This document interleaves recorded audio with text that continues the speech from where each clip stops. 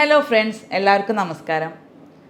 ഡോക്ടറെ, പ്രോസ്റ്റേറ്റ് ഗ്രന്ഥിയുടെ പ്രശ്നത്തിന് ഒരുപാട് കാലമായിട്ട് മരുന്ന് കഴിച്ചുകൊണ്ടിരിക്കുകയാണ്. അപ്പോൾ അത് ഡെയിലി മരുന്ന് കഴിക്കുന്നുണ്ട്. പക്ഷേ അത് നിർത്തിക്കഴിഞ്ഞാൽ അത് പഴയ പോലെ വീണ്ടും ആവുകയാണ്. യാതൊരു മാറ്റവും കാണുന്നില്ല എന്ന് പറയുന്ന ഒരുപാട് ആൾക്കാരുണ്ട്. പക്ഷേ ഡോക്ടർ കഴിഞ്ഞ ദിവസം ചെയ്യുന്ന ഒരു വീഡിയോയിൽ മത്തൻകുരുവിനെ കുറിച്ച് പറഞ്ഞിട്ടുണ്ടായിരുന്നു. അതുപോലെ ഒരുപാട് ഭക്ഷണ രീതികളെക്കുറിച്ചൊക്കെ പറഞ്ഞിട്ടുണ്ടായിരുന്നു. അതൊക്കെ ഞാൻ ഫോളോ ചെയ്ത് തുടങ്ങിയതിന് ശേഷം ഒരുപാട് മാറ്റങ്ങൾ ഫീൽ ചെയ്ത് തുടങ്ങിയെന്ന് പറയുന്ന ഒരുപാട് രോഗികളുണ്ട്. അപ്പോൾ അത്തരത്തിലുള്ള കുറച്ച് വിഷയങ്ങളാണ് ഇന്ന് ഡിസ്കസ് ചെയ്യുന്നത്. ഇന്ന് പ്രോസ്റ്റേറ്റ് ഗ്രന്ഥിയുടെ അസുഖങ്ങളോ അല്ലെങ്കിൽ ടെസ്റ്റുകളോ ഒന്നും അല്ല ഡിസ്കഷൻ നടത്തുന്നത്. കാരണം ഇത്തരം ബുദ്ധിമുട്ടുള്ള ആളുകൾക്ക് നമ്മൾ ഒരുപാട് സെക്ഷുവൽ കംപ്ലയിൻറ്റ്സ്, പ്രത്യേകിച്ച് ഉദ്ധാരണക്കുറവ് പോലെയുള്ള ബുദ്ധിമുട്ടുകൾ ഒരുപാട് കണ്ടുവരുന്നുണ്ട്. അത് പല ആളുകളും തുറന്ന് പറയാറില്ല. പക്ഷെ നമ്മൾ ഓൺലൈൻ കൺസൾട്ടേഷൻ സംവിധാനം ചെയ്യുന്നതുകൊണ്ട് ഒരുപാട് ആൾക്കാർ ഫോണിലൂടെ ഇത്തരം വിഷയങ്ങൾ സൂചിപ്പിക്കുകയുണ്ടായി.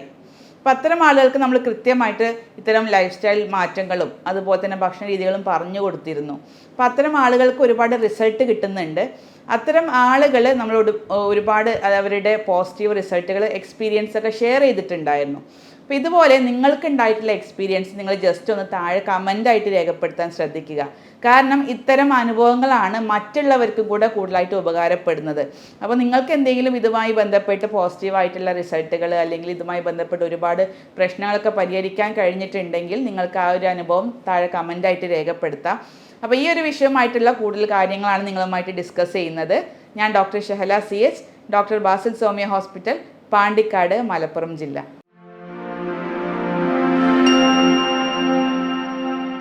പ്രോസ്റ്റേറ്റ് ഗ്രന്ഥി വീക്കത്തിൻ്റെ ഒരു പ്രധാന കാരണം പറയാം. കാരണം ഒരു 50-60 വയസ്സിലാണ് നമ്മൾ കൂടുതലായിട്ട് ഇത് കണ്ടുവരുന്നത്. ആ ഒരു സമയത്ത് നമ്മുടെ പുരുഷ ഹോർമോണായിട്ടുള്ള ടെസ്റ്റോസ്റ്റിറോൺ കുറഞ്ഞു വരുന്നുണ്ട്. അതിനു പുറമെ ഈ ടെസ്റ്റോസ്റ്റിറോൺ കൺവേർട്ട് ചെയ്തിട്ട് ഡൈഹൈഡ്രോ ടെസ്റ്റോസ്റ്റിറോൺ എന്ന് പറയുന്ന ഒരു ഹോർമോണിലേക്ക് മാറുന്നുണ്ട്. ഈ DHT എന്ന് പറയുന്ന ഈ ഒരു ഹോർമോണാണ് നമ്മൾ കൂടുതലായിട്ട് ഗ്രന്ഥി വീക്കത്തിന് കാരണമായിട്ട് വരുന്നത്. അതുപോലെ തന്നെ ഈസ്ട്രോജൻ എന്ന ഹോർമോണും ഇതുമായി ബന്ധപ്പെട്ട് ഒരുപാട് കാരണമാവുന്നുണ്ട്. ഈസ്ട്രോജൻ്റെ ലെവൽ കൂടിക്കഴിഞ്ഞാലും പ്രോസ്റ്റേറ്റ് ഗ്രന്ഥി വീക്കം ഒരുപാട് ആളുകളിൽ കണ്ടുവരുന്നുണ്ട്. ഇതൊക്കെയാണ് പ്രധാനമായിട്ട് ഈ ഒരു ഗ്രന്ഥി വീക്കത്തിന് കാരണമായിട്ട് വരുന്നത്. അതുകൊണ്ട് തന്നെ നമ്മൾ ടെസ്റ്റോസ്റ്റിറോൺ എന്നുള്ള ഹോർമോൺ DHT ആയിട്ട് മാറാതിരിക്കാൻ ശ്രദ്ധിക്കേണ്ട കുറച്ച് ഭക്ഷണ രീതികളും കൂടെ നമ്മൾ ശ്രദ്ധിക്കേണ്ടതുണ്ട്. അപ്പോൾ അത്തരത്തിലുള്ള കുറച്ച് ഭക്ഷണ രീതികളാണ് നിങ്ങളുമായിട്ട് ഇന്ന് ഡിസ്കസ് ചെയ്യുന്നത്. അതിൽ ഏറ്റവും പ്രധാനപ്പെട്ട് ഞാൻ ആദ്യം പറയുന്നത് മത്തൻകുരു തന്നെയാണ്. കഴിഞ്ഞ കുറേ വീഡിയോസിൽ ഞാൻ പറഞ്ഞിട്ടുണ്ടായിരുന്നു. ഒരുപാട് ആളുകൾ അതിന് പോസിറ്റീവ് ഫീഡ്ബാക്ക് തന്നിട്ടുണ്ട്. മത്തൻകുരു എന്ന് പറയുന്നത് നമുക്കറിയാം ഒരുപാട് പോഷക ഗുണങ്ങളുള്ള ഒരു സീഡാണ് മത്തൻകുരു.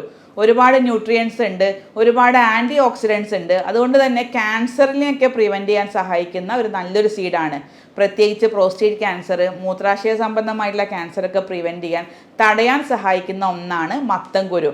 അതുപോലെ തന്നെ ഒരുപാട് ആൻറ്റി ഇൻഫ്ലമേറ്ററി പ്രോപ്പർട്ടി ഉള്ള ഒന്നാണ് മത്തൻകുരു. അതുപോലെ തന്നെ മഗ്നീഷ്യം റിച്ച് ആയിട്ടുള്ള ഒരു സീഡാണ് ഈ മത്തൻകുരു. കാരണം പ്ലാന്റ്സിൽ, നമ്മുടെ ചെടികളിൽ നിന്ന് ഏറ്റവും കൂടുതൽ മഗ്നീഷ്യം കിട്ടുന്നത് ഈ മത്തൻകുരുവിൽ നിന്നാണ്. മത്തൻകുരുവിലെ ഈ മഗ്നീഷ്യം നമ്മളെ എന്തിനൊക്കെയാണ് ഹെൽപ്പ് ചെയ്യുന്നത്? നമ്മളെ ഹൃദയത്തിൻ്റെ ആരോഗ്യത്തിന്, BP കൺട്രോൾ ചെയ്യാൻ, ഷുഗർ കൺട്രോൾ ചെയ്യാനൊക്കെ വളരെ സഹായിക്കുന്ന ഒന്നാണ് മഗ്നീഷ്യം. മഗ്നീഷ്യം ഏറ്റവും കൂടുതലുള്ളത് ഇതിലാണ്. അതുപോലെ തന്നെ സിങ്ക് എന്ന കണ്ടന്റ് ഉള്ളത് ഇതിൽ കൂടുതലായിട്ടുണ്ട്.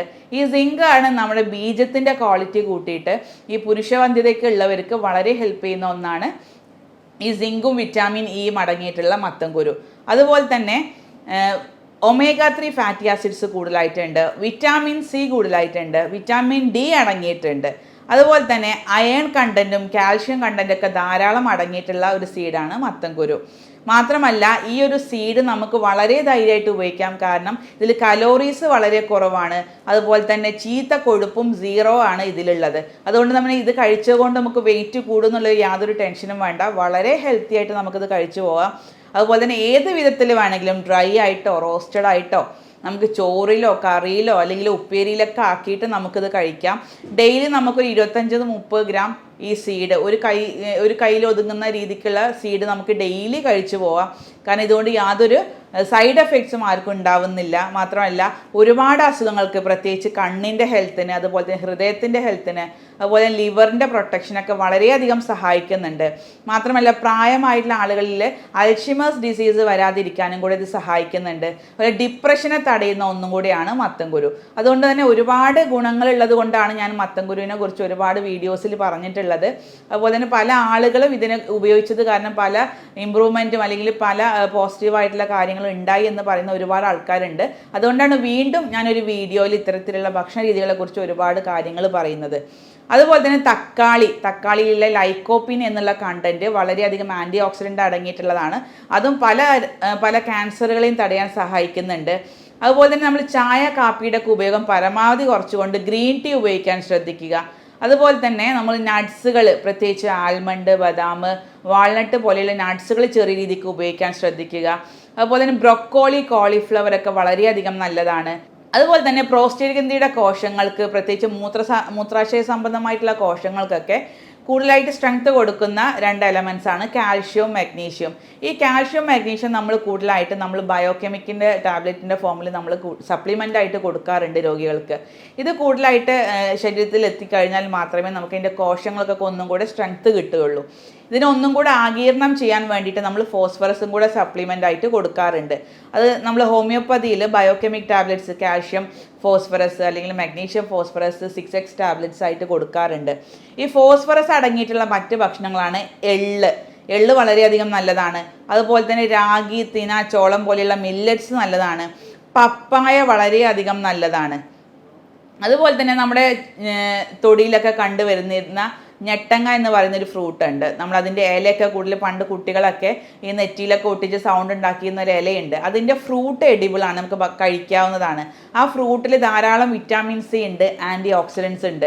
അത് നമ്മുടെ ഈ പ്രോസ്റ്റേറ്റ് ഗ്രന്ഥിയുടെ പ്രശ്നങ്ങൾ തടയാനും അതുപോലെ തന്നെ ക്യാൻസറിലേക്കൊക്കെ നയിക്കാതിരിക്കാനും വളരെയധികം സഹായിക്കുന്ന ഒരു ഫ്രൂട്ടാണ് ഞെട്ടങ്ങ. നമ്മൾ തൊടിയിലൊക്കെ മഴക്കാലത്ത് ഒരുപാട് കാണുന്ന ഒന്നാണ് അത്. ആ സമയത്തൊക്കെ നമുക്ക് വളരെ എഫക്റ്റീവായിട്ട് കഴിക്കാവുന്ന ഒന്നും കൂടിയാണ്. അതുപോലെ തന്നെ ലിവറിൻ്റെ ഹെൽത്തിനെ ഇമ്പ്രൂവ് ചെയ്യിക്കുന്ന ഭക്ഷണ രീതികൾ ഫോളോ ചെയ്യുക. കാരണം നമ്മുടെ പ്രോസ്റ്റേറ്റ് ഗ്രന്ഥി എന്ന് പറയുന്നത് ഗ്രന്ഥിയാണ്. അതിനെയൊക്കെ കൂടുതലായിട്ട് കൺട്രോൾ ചെയ്യുന്ന ഒരു ഹെഡ് ഓഫീസ് എന്ന് പറയുന്നത് ലിവർ എന്ന ഗ്രന്ഥിയാണ്. അതുകൊണ്ട് തന്നെ ലിവറിൻ്റെ പ്രവർത്തനങ്ങളെ പരിപോഷിപ്പിക്കുന്ന ഭക്ഷണങ്ങൾ കൂടുതലായിട്ട് കഴിക്കാൻ ശ്രദ്ധിക്കുക. പ്രത്യേകിച്ച് മധുരം കുറഞ്ഞിട്ടുള്ള, ഉപ്പിൻ്റെ കണ്ടൻറ്റ് കുറഞ്ഞിട്ടുള്ള ഭക്ഷണങ്ങൾ കൂടുതലായിട്ട് ഉപയോഗിക്കുക. അതുപോലെ തന്നെ ലിവറിൻ്റെ ഹെൽത്തിനെ പ്രശ്നക്കാരനാക്കുന്ന ഭക്ഷണങ്ങൾ ഒഴിവാക്കാൻ ശ്രദ്ധിക്കുക. പ്രത്യേകിച്ച് കൂടുതലായിട്ട് ഫാറ്റ് കണ്ടൻ്റ് ഉള്ള പാലുൽപ്പന്നങ്ങൾ ഒഴിവാക്കുക. അമിതമായിട്ടുള്ള ഉപ്പിൻ്റെ ഉപയോഗം, അമിതമായിട്ടുള്ള ഷുഗറിൻ്റെ ഉപയോഗം, ബേക്കറി ഐറ്റംസ് പൂർണ്ണമായിട്ട് ഒഴിവാക്കാൻ ശ്രദ്ധിക്കുക. അതുപോലെ സൺഫ്ലവർ ഓയിൽ, അതുപോലെ തന്നെ സാച്ചുറേറ്റഡ് ഓയിൽസിൻ്റെ ഉപയോഗം കുറച്ചു കൊണ്ടുവരിക. ഒലീവ് ഓയിൽ നമുക്ക് ധൈര്യമായിട്ട് ഉപയോഗിക്കാം. അതുപോലെ തന്നെ ആൽക്കഹോൾ, സ്മോക്കിംഗ് പൂർണ്ണമായിട്ട് ഒഴിവാക്കാനും കൂടെ ശ്രദ്ധിക്കുക. കാരണം ലിവറിൻ്റെ ആരോഗ്യം നല്ല രീതിയിൽ നിലനിർത്തിയാൽ മാത്രമേ നമുക്ക് ഈ പ്രോസ്റ്റേറ്റ് ഗ്രന്ഥിയുടെ വീക്കമൊക്കെ നമുക്ക് കുറച്ച് കൊണ്ടുവരാൻ പറ്റുള്ളൂ. അതുപോലെ തന്നെ നമുക്ക് ഇത്തരം ആളുകളിൽ ശ്രദ്ധിക്കേണ്ട ഒരു കാര്യമാണ് ഹിപ്പ് ബാത്ത്. അത് പ്രോസ്റ്റേറ്റ് ഗ്രന്ഥിയുടെ പ്രശ്നമുള്ള ആളുകൾക്ക് നമ്മൾ പറഞ്ഞു കൊടുക്കുന്ന ഒരു ചെറിയൊരു എക്സസൈസാണ് ഹിപ്പ് ബാത്ത്. അതായത് നമ്മുടെ അരഭാഗം മുങ്ങുന്ന രീതിക്ക് ചെറിയൊരു വട്ടപാത്രത്തിൽ വെള്ളം എടുത്തിട്ട് അതിൽ ഇരിക്കുന്ന ഒരു പരിപാടിയാണ് ഹിപ്പ് ബാത്ത്. ഒരു 10 മിനിറ്റ് ഇളം ചുടുവെള്ളത്തിൽ ഇരിക്കുക. എന്നിട്ട് അതിനുശേഷം ഒരു 5 മിനിറ്റ് തണുത്ത വെള്ളത്തിലും കൂടെ ഇരുന്ന് കഴിഞ്ഞാൽ നമുക്ക് ഈ പ്രോസ്റ്റേറ്റ് ഗ്രന്ഥിയുടെ വീക്കം കുറച്ചു കൊണ്ടുവരാൻ വളരെയധികം സഹായിക്കുന്നുണ്ട്. അതുപോലെ തന്നെ കുക്കുംബർ ജ്യൂസ്, നമുക്ക് അസിഡിറ്റി കുറക്കാൻ വേണ്ടിയിട്ട് സഹായിക്കുന്ന ഒന്നാണ് കുക്കുംബർ ജ്യൂസ്. ഡെയിലി രാവിലെയും രാത്രിയും ഉപയോഗിക്കാവുന്നതാണ്. പ്രോസ്റ്റേറ്റ് ഗ്രന്ഥിയുടെ പ്രശ്നമുള്ള ആളുകൾക്ക് ഒരു 90% ആളുകൾക്ക് നമ്മൾ ഉദ്ധാരണക്കുറവ് കണ്ടുവരുന്നുണ്ട്. അപ്പോൾ ഈ ഉദ്ധാരണ പ്രശ്നങ്ങൾക്ക് അല്ലെങ്കിൽ ലൈംഗിക പ്രശ്നങ്ങൾക്ക് വളരെ എഫക്റ്റീവായിട്ട് ചെയ്യാവുന്ന ഭക്ഷണ രീതികളാണ് ഇനി പറയാൻ ഉദ്ദേശിക്കുന്നത്. അതിൽ ഏറ്റവും പ്രധാനപ്പെട്ടത് നമുക്കറിയാം, ഈ ഒരു ഉദ്ധാരണം നടക്കണം എന്നുണ്ടെങ്കിൽ ശരീരത്തിൽ നൈട്രിക് ഓക്സൈഡിൻ്റെ കണ്ടൻറ്റ് വേണം. നൈട്രിക് ഓക്സൈഡ് ഭക്ഷണത്തിലൂടെ ലഭിച്ചാൽ മാത്രമേ അത് നമ്മുടെ രക്തക്കുഴലുകളെ വികസിപ്പിക്കുകയും അതുവഴി ഉദ്ധാരണം നടക്കുകയുള്ളൂ. അപ്പോൾ നൈട്രിക് ഓക്സൈഡ് അല്ലെങ്കിൽ നൈട്രേറ്റ്സിൻ്റെ കണ്ടൻറ്റ് ഉള്ള ഭക്ഷണങ്ങൾ, അതായത് vitamin B and vitamin B6, പ്രത്യേകിച്ച് ഫോളിക് ആസിഡ് ഒക്കെ അടങ്ങിയിട്ടുള്ള അല്ലെങ്കിൽ വൈറ്റമിൻ B12 അടങ്ങിയിട്ടുള്ള പച്ചക്കറികൾ ധാരാളം കഴിക്കാൻ ശ്രദ്ധിക്കുക.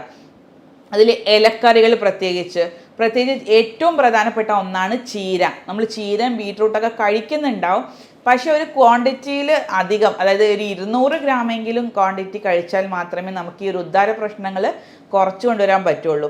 പ്രത്യേകിച്ച് സെക്ഷുവൽ ഡേയ്സിലൊക്കെ നമ്മൾ ലൈംഗികപരമായ ഒരു കോണ്ടാക്റ്റ് വരുന്ന ദിവസങ്ങളിലൊക്കെ കൂടുതലായിട്ട് ചീരയും ബീട്രൂട്ടും കൂടുതലായിട്ട് ഉപയോഗിക്കാൻ ശ്രദ്ധിക്കുക. ഒരു 200 ഗ്രാമെങ്കിലും ഇത്തരത്തിലുള്ള വെജിറ്റബിൾസ് ഉപയോഗിക്കാൻ ശ്രദ്ധിക്കുക. അതുപോലെ തന്നെ വിറ്റാമിൻ ഡി വളരെ അത്യാവശ്യമാണ്. അത് സൺലൈറ്റിൽ, അതായത് നമ്മൾ സൂര്യപ്രകാശത്തിലൂടെ നമുക്ക് കിട്ടുന്നുണ്ട്. അതിന് പുറമെ നമുക്ക് നോൺ വെജ് ഐറ്റംസ്, പ്രത്യേകിച്ച് ചിക്കന്, മുട്ടയുടെ വെള്ളയിൽ നിന്നൊക്കെ വിറ്റാമിൻ ഡി ധാരാളമായി കിട്ടുന്നുണ്ട്. വിറ്റാമിൻ ഡി അടങ്ങിയിട്ടുള്ള ഭക്ഷണങ്ങൾ, പ്രത്യേകിച്ച് ചിക്കന്, എഗ്ഗ് പോലെയുള്ള ഭക്ഷണങ്ങൾ ധാരാളം കഴിക്കാൻ ശ്രദ്ധിക്കുക. നമ്മൾ സാധാരണ മലയാളികൾ ചെയ്യുന്നത് ചോറ് കൂടുതലായിട്ട് ഉപയോഗിച്ച് വരുന്നുണ്ട്. പക്ഷെ പച്ചക്കറികൾ, പ്രോട്ടീനൊക്കെ വളരെ കുറവാണ്. അതുകൊണ്ടാണ് ഒരുപാട് ആളുകൾക്ക് ഈ ഉദാഹരണ പ്രശ്നങ്ങൾ കണ്ടുവരുന്നത്. അതിന് ബദലായിട്ട് നമ്മൾ കൂടുതലായിട്ട് ഉൾപ്പെടുത്തേണ്ടത് പ്രോട്ടീൻ അടങ്ങിയിട്ടുള്ള ഭക്ഷണങ്ങളാണ്. അതായത് നമ്മൾ പെർ കിലോഗ്രാം വെയിറ്റിന് ഓരോ ഗ്രാം എന്ന നിലയിൽ നമ്മൾ പ്രോട്ടീൻ ഉൾപ്പെടുത്താൻ ശ്രദ്ധിക്കുക. പ്രത്യേകിച്ച് ചിക്കന്, മുട്ട, മീൻ പോലെയുള്ള പ്രോട്ടീൻ ഭക്ഷണങ്ങൾ കൂടുതലായിട്ട് കഴിക്കുക. അതുപോലെ തന്നെ വിറ്റാമിൻ സി അടങ്ങിയിട്ടുള്ള ഭക്ഷണങ്ങൾ ധാരാളം ഉൾപ്പെടുത്തുക. സിങ്ക്, മാഗ്നീഷ്യം അടങ്ങിയിട്ടുള്ള മത്തൻകുരു, അതുപോലെ തന്നെ സിങ്ക് അടങ്ങിയിട്ടുള്ള സീ ഫുഡ്, കടൽ മത്സ്യങ്ങൾ ഉൾപ്പെടുത്തുക. അതുപോലെ മാഗ്നീഷ്യം അടങ്ങിയിട്ടുള്ള പച്ചക്കറികൾ, സാലഡുകളൊക്കെ ധാരാളമായിട്ട് ഉൾപ്പെടുത്തുക. അതുപോലെ ഒമേഗ 3 ഫാറ്റി ആസിഡ്സ് അടങ്ങിയിട്ടുള്ള ഒലീവ് ഓയിൽ വളരെയധികം നല്ലതാണ്. ഇത്തരത്തിലുള്ള ഭക്ഷണങ്ങൾ ഉൾപ്പെടുത്തിയാൽ മാത്രമേ നമുക്ക് ഉദാഹരണക്കുറവ് പൂർണ്ണമായിട്ട് മാറ്റിയെടുക്കാൻ പറ്റുള്ളൂ. അതുപോലെ തന്നെ ഇത്തരം ആളുകൾ ശ്രദ്ധിക്കേണ്ടത്, നമ്മൾ കുറേ ലൈഫ് സ്റ്റൈലിലും കുറച്ച് മാറ്റങ്ങൾ വരുത്തണം. ഫുഡിൻ്റെ ഒരുപാട് കാര്യങ്ങൾ പറഞ്ഞു. അതുപോലെ തന്നെ നമ്മൾ ലൈഫ് സ്റ്റൈലിൽ, പ്രത്യേകിച്ച് സ്മോക്കിംഗ് ഒക്കെ ഹാബിറ്റാക്കി കൊണ്ട് നടക്കുന്ന ആളുകളാണെങ്കിൽ സ്മോക്കിംഗ് പൂർണ്ണമായിട്ടും ഒഴിവാക്കുക, ആൽക്കഹോൾ ഒഴിവാക്കുക. അതുപോലെ തന്നെ ഡെയിലി ഒരു അരമണിക്കൂർ നടത്തം അല്ലെങ്കിൽ ചെറിയ കാർഡിയാക് എക്സസൈസുകൾ ചെയ്ത് വരികയാണെങ്കിൽ ഇത്തരം അസുഖങ്ങളിൽ നിന്ന് ഒരുപാട് നമുക്ക് മാറ്റങ്ങൾ കിട്ടും. കാരണം ഒരുപാട് ആളുകൾ പറയുന്ന ഒരു കംപ്ലൈൻറ്റ്, ഡെയിലി ഓരോ ടാബ്ലറ്റ് കഴിക്കുന്നുണ്ട്, പക്ഷേ ഇത്തരത്തിലുള്ള ബുദ്ധിമുട്ടുകളിൽ നിന്ന് യാതൊരു മാറ്റവും വരുന്നില്ല. അതുകൊണ്ട് തന്നെ ഇത്തരത്തിലുള്ള ആളുകൾക്ക് ഒരു ടാബ്ലറ്റ് കഴിച്ചതുകൊണ്ട് മാത്രം നമുക്കൊരു പെർമനൻറ്റ് സൊല്യൂഷൻ കിട്ടില്ല. അപ്പം അത്തരം ആളുകൾ ശ്രദ്ധിക്കേണ്ട കാര്യങ്ങളാണ് ഞാൻ ഈ ഒരു വീഡിയോയിൽ മുഴുവനായിട്ട് പറഞ്ഞിട്ടുള്ളത്. ഇത് മുഴുവൻ കേൾക്കുക. നിങ്ങൾക്കുണ്ടായിട്ടുള്ള അനുഭവങ്ങൾ താഴെ നിന്ന് കമൻ്റായിട്ട് രേഖപ്പെടുത്തുക. അപ്പോൾ ഇതുമായി ബന്ധപ്പെട്ട് എന്തെങ്കിലും സംശയങ്ങളുണ്ടെങ്കിൽ നിങ്ങൾക്ക് താഴെ ഉള്ള വാട്സപ്പ് നമ്പറിൽ ബന്ധപ്പെടാം. ഇനി നേരിട്ട് വരാൻ ബുദ്ധിമുട്ടുള്ള ഒരുപാട് ആൾക്കാരുണ്ടാവും, പ്രത്യേകിച്ച് ഉദാഹരണക്കുറവൊക്കെയുള്ള ആളുകൾ, അത് നേരിട്ട് പറയാൻ മടിക്കുന്ന ആളുകളുണ്ട്. അവർക്ക് നമ്മൾ ഓൺലൈൻ കൺസൾട്ടേഷൻ സംവിധാനവും ചെയ്തു വരുന്നുണ്ട്. ഫോൺ വഴി കൺസൾട്ടേഷൻ എടുത്തിട്ട് മരുന്നുകൾ അയച്ചു കൊടുക്കുന്ന സംവിധാനമുണ്ട്. അത്തരത്തിലുള്ള ഓൺലൈൻ കൺസൾട്ടേഷൻ സംവിധാനത്തിന് താഴെ കാണുന്ന വാട്സപ്പ് നമ്പറിൽ ബന്ധപ്പെടാം, അല്ലെങ്കിൽ താഴെ കാണുന്ന നമ്പറിൽ നിങ്ങൾക്ക് ഡയറക്റ്റ് കോൾ ചെയ്യാം. ഇതുമായി ബന്ധപ്പെട്ടുള്ള സംശയങ്ങൾ നിങ്ങൾക്ക് ഡയറക്റ്റ് ചോദിക്കാം. സ്നേഹത്തോടെ doctor Shahala CH, doctor Basil Soumya hospital, Pandikkad, Malappuram ജില്ല.